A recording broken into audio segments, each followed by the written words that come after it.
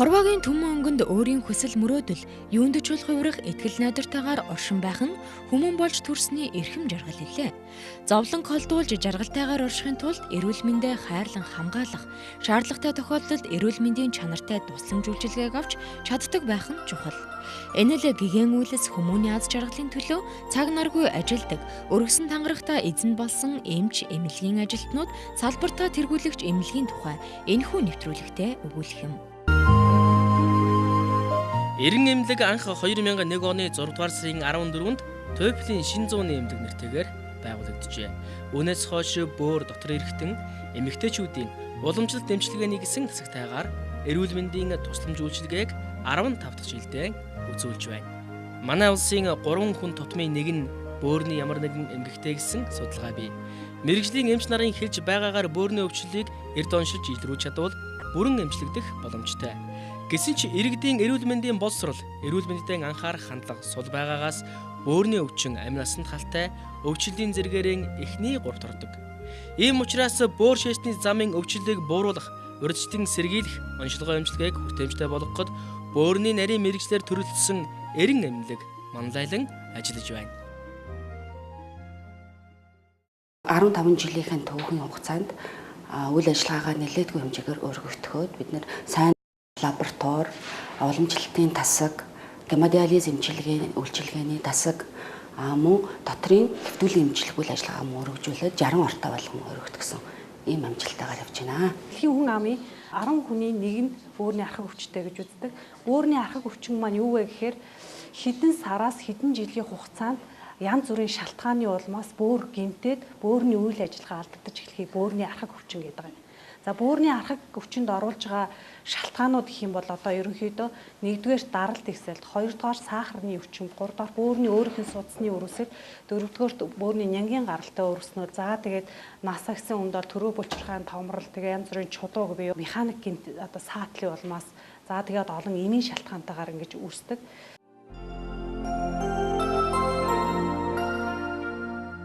Монгол улс бөөрийн дутагтай иргэдийн гемодиализын эмчилгээнд бүрэн хамруулах боломжийг хараахан бүрдүүлж чадаагүй байна.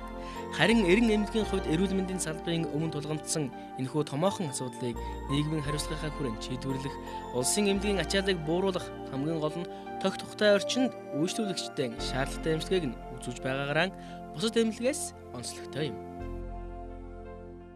Бид нэр шинээр хөрөнгө оруулалт хийж диализын тасгийг 2013 оноос нь ажилуулад энд жилд 100 гаруй өвчтөнд үйлчилгээ үзүүлж байгаа.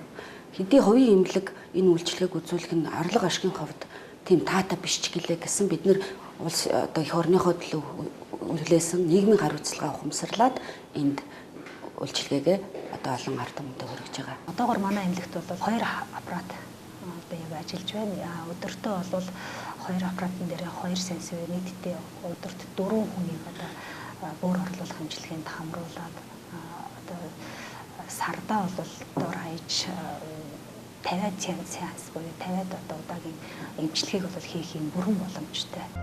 Ийхүү 2014 оноос эхлэн бөөрийн диализын аппарат, дижитал рентген аппарат зэрэг эмчилгээ, шинжилгээ онцлогооны гол хоногдох хөрөмжөөр шинчилж, 2015 оноос эхлэн уламжилт ангаах ухааны дасгыг нээн ажиллуулсан, эмчилгээний үр дүнг сайжруулахад чухал нөлөө үзүүлсэн юм а. Манай уламжлалтын тасаг дээр зүрх судасны өвчлөл, тийм ээ, мэдрэлийн одоо архаг хуурч өвчнүүд нь харалтын дараах архагчсан өвчнүүдийн сэргийн засалт, бөөрийн өвчл байж болж байна. Эмэгтэйчүүдийн өвчнүүд зэрэг өвчлөлүүдийг оншилж эмчилж байгаа. Одоо жишээлбэл жимжин, төөнүүр, тийм ээ, одоо дэвтээлэг, усан эмчилгээнүүд маань бүгд манай эрен эмнэлэг дээр бол хийгдэж байгаа. Уламжлалт ангаах ухааны эмчилгээг бусад эмчилгээтэй хослуулан хийснээр өвчтнүүд өөр тохирсон тусламж үйлчилгээг бүрэн авах боломж өрдөж байгаа юм. Уламжлалт эмчилгээний тасгийн эмч нар судас барьж, онцлоод зөвлөснийхэн эцэст хувь хүний биеийн онцлог, өвчний шатанд нь тохирсон эмчилгээг хийж байна. Сүүлийн жилүүдэд бөөршөөсний замын халдвар, бөөрийн түйтгэнцрийн хурц болон архаг өрөвсөл, бөөршөөсний замын чулуужих хөвчин зовлог болжээ. Мөн сахарын өвчлөл их байгаатай холбоотойгоор сахарын өвчнөөс үүдэлтэй бөөрийн хүндрэл нэмэгдсэн байна. Бөөрийн эмгэг залуужиж байгаа нь хэд хэдэн шалтгаантай. Жишээ нь шүд хорхойдох, хоолон өрөвслийн өвчин эмгэгийн улмаас хүний дархлаа суларч бөөршөөсний замын өвчнөөр өвдөх эрсдлийг нэмэгдүүлдэг байна. Бөөрийн энэ архаг өвчнөөс өрчин сэргийлэхийн тулд яах ёстой гэхээр даралт ихтэй хүмүүс бол даралтаа хэмж явах ёстой байх нь. Жин ихтэй хүмүүс бол жингээ хэмж, жинг хасах. Тэгээд давс шингэний хэрэглээг зохистой хэрэглээг хэвшүүлэх ёстой. Тэгээд янз бүрийн шалтгаанд энэ эмийн хэрэглээг бас зохистой хэрэглэх ёстой. Хүмүүс маань ам тамжин яриагаар эмчилгээ хийдэг. Бөөр өвдлөө гэхээр туртай эмчилгээгээ хийгээд байдаг. Энэ нь болохоор бөөрийн архаг өвчин үүсэх бас нэг шалтгаан болоо. Яа тэгэхээр чи антибиотик тэсвэртэй нянгаар үүсгэгдсэн ийм өрөвсөл эмнэлэгт их хандж байна. Шүд хоолоогоо эмчлэхгүй явснаас янз бүрийн вирусын гаралтай өрөвслүүдэд өртсөний дараа эмчилгээг хангалттай сайн хийлгээгүй эмчнэрээр онцлуулаагүй явснаас болж үүсэж байгаа энэ эмгэгүүд бол нэлээд их байрыг эзэлж байна. Яг манай иргэдийн хувьд анхаарах хамгийн чухал асуудал бол нэгдүгээрт жилдээ нэг удаа ядаж шинжилгээ өгөөд эмчнэрт үзүүлж явах хэрэгтэй. Мөн хүүхдээ бага наснаас нь өөрсдийгөө залуу цагаас шүд хоолоогоо эрүүл байлгаач. Шүд хоолойг өвчлүүлж байгаа энэ эмгэг төрөгч нар нь бол маш их хоруу чанартай байгаад бөөрийн тэр эдийг гинтэгээд байгаа учраас хүчнийг бол үүсгээд байгаа. Няраагаас эхлээд хүүхд памперс маш их хэрглэж байна. Тийм ээ. Энэс болж нэг памперс шин удаан байлгачдаг. Угаахгүй. Нөгөө талаас бас зарим хүүхд харшил өгдөг. 2 нас хүртэл зүвчдээ штэ. Энэ хамгийн буруу асуудал. Дэлхийн эрүүл мэндийн байгууллагын судалгаагаар хүүхдийн өвчлөлийн дотор бөөршөөсний замын эмгэг 2 дугаарт, харин Монгол улсад 3 дугаар байранд орж байна. Памперсыг бол удаан байлгаж болохгүй. 2 дугаарт хэрсэн дараа сүвийн сайн угааж явах хэрэгтэй. Хүүхдийн шээсийн замыг болж өгвөл хүүхдийг 6 сартаагаас эхлээд гаршуухан суулгах сурах хэрэгтэй. За нойтон цалбит гэдэг яг нь арчхад амар гэж боддог. Нойтон цалб биш химийн бодстой. Бөөршөөсний замын халдвараас өрсөлдсөн сэргийлэхийн тулд хүүхдийг даарч хөрхөөс сэргийлэх жилд 1-2 удаа шээсний шинжилгээ өгч байх хэрэгтэй зөвлөж байна. Эрен эмнэлгийн эмэгтэйчүүдийн тасаг умаанх үзүүний хор тавдраас урьдчилан сэргийлэх, эсийн шинжилгээ, умаанх үзүүг дурандах шинжилгээ, эмэгтэйчүүдийн өрөвсөл төвчнийг илрүүлэх шинжилгээ, эмчилгээг үзүүлж байна. Умаанх үзүүний хор тавдар гэдэг нь ерөөсөө хүний хөхөн зэрэг вирусээр үүсгэгдэж байдаг. Тэгээд тэр вирусын халдварыг бол ер нь эмэгтэйчүүдийн 60-70% нь авдаг гэж үздэг. Мэдээж 60-70% нь авчаад бүгдээрээ хавдар болно гэж яахгүй. Ихэнх эмэгтэйчүүд бол байгалийн жамаар устддаг. Цөөнх эмэгтэйчүүдэд умаанх үзүүний эсийг гэмтээгээд өөртөө ямар ч зөөр шаналгаа байхгүй нуугдмал байдлаар яжгаад дунджаар 10-аас тэр халдвар авснаас хойш 10-аас 20 жилийн дараа умаанх үзүүний хор тавдрыг үүсгэдэг юм байна гэдэг нь бол шинжлэх ухааны үүднээс батлагдсан. Хавдар үүсгэхэд бас тодорхой хэмжээний нөлөөлөх хүчний зүйл байгаа. Ялангуяа их архаг тамхичин эмэгтэйчүүд тийм ээ. Жирэмслээс хамгаалах гормоны бэлтгэлэг их олон жил хэрглэж исэн эмэгтэйчүүд ээж нь юм уу их чинь умаанх үзүүний хавдраар өвдөж исэн удамшлын түүхтэй байх юм бол энэ шинжилгээг жил болгонд өгж явах хэрэгтэй.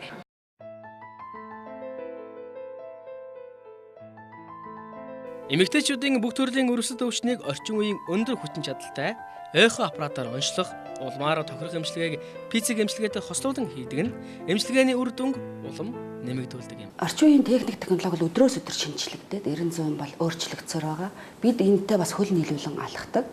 Тэгээд бид нэр дэлхийн Солонгос, Герман, Израилийн олон компаниудтай хамтран ажиллаж чимлэгийн шин технологиудыг өөрийн Монгол улсынхаа хөрсөнд болгож Монгол улсынхаа хүн ардын эрүүл энхийн төлөө бүх болон төлцөөгөөрөө хөрөнгө оруулалтаа хийж тоног төхөөрөмжүүдэд шинжилсээр ирсэн.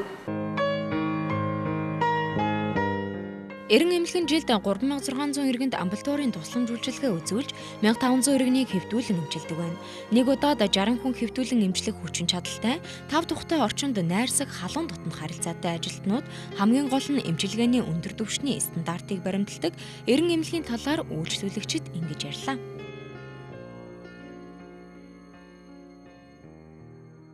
Эмнэлэг өөрөө иргэдтэй ойр байхын их төгөлдөр жишээ үл эмнэлэг шүү дээ. Эмч нар нэг чадвартай, их сайхан үйлчлэгээтэй. Жилээс жилд эмнэлгийнхээ дотоод зохион байгуулалт хүнд ойрхон хүнийг тав тавтай үйлчлүүлэх талд нь маш их нөлөөлж байгаа. Тэр нь хүмүүст их үр дүнг өгдөг учраас хүмүүс ингэж эмнэлэг гэж байгаа нь л энд байдаг байхад гэж боддоо шүү. Ялангуяа бөөрийн чиглэлд бол эдний хөл асар мундаг шүү. За сүүлийн 17 жил би Монголд байгаагүй. Одоо баруунд нэгснэ Канадад байж байгаад ирлээ. За бөөрөө эмчилүүлээд одоо ингээ бөөрийн онш тавигдаад бөөрөө эмчилүүлээд 90 эмнэлэгт ирлээ. Сэтгэл бол миний сэтгэл маш өндөр байна.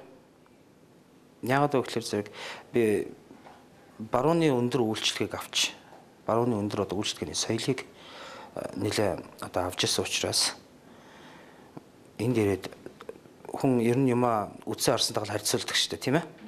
Тэгэхээр зэрэг надад үйлчлэгээний соёл маш их таалагдлаа. Хамгийн гол нь энэ эмнэлгийн надад хамгийн их таалагдсан юм юу гэхээр зэрэг эмч ажилчдын мэрэгжлийн байдал. Эрен эмнэлэгт бөөр дотрын нарийн мэрэгжлийн болон уламжлалт эмчилгээний туршлагатай эмч нарын баг ажилдаг нь үйлчлүүлэгчдийн итгэлийг хүлээдэг юм. Мөн хэвтэн эмчлүүлсэн иргэд эрүүл мэндийн даатгалаараа дамжуулан төлбөрийн хөнгөлөлт эдэлдэг нь эрен эмнэлгийг сонгосон иргэдийн хувьд бас нэгэн сэтгэлийн ханамжийг бий болгодог. Манай эмнэлэг бол магадлалын итгэмжлэгдсэн эмнэлэг учраас дотрын болон уламжлалтын хэвтэн эмчлүүлэх тасагтаа эмнэлгийн тусламж үйлчлэгийг эрүүл мэндийн даатгалын хөнгөлөлттэй үнээр үйлчилж байгаа. Жилдээ амбулатороор манай эмнэлэг 3600 хэвтэн эмчлүүлэх дотрын уламжлалтын тасагтаа 1500 гаруй иргэнийг хүлээн авч эмчилж үйлчилж байна.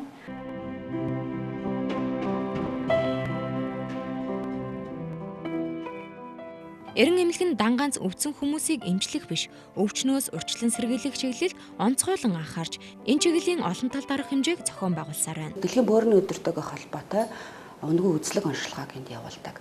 Хоёрдугаарт нь байгууллагуудтай хамтарч урьдчилан сэргийлэх үйл ажиллагааг зохион байгуулдаг байгаа. Энд бид нэр гол баримталж байгаа юм урьдчилан сэргийлэх үйл ажиллагаа чухал гэдэг нь тодорхой.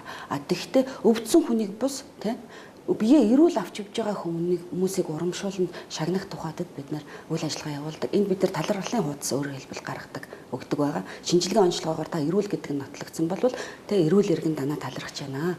Хэрэгжилдээ дахин энэ үзлэг онцлогонд үн төлбөргүй хамрагдаарай гэдэг юм талархлын бичгийн аяныг өрнүүлээд явж байгаа. Манай эмнэлгээр үйлчлсэн бүх хүмүүсийн бие эрүүл төсөлтөн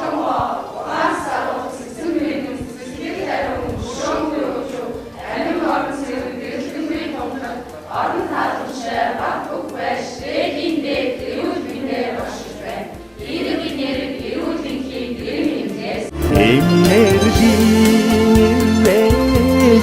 хайлгэнэжи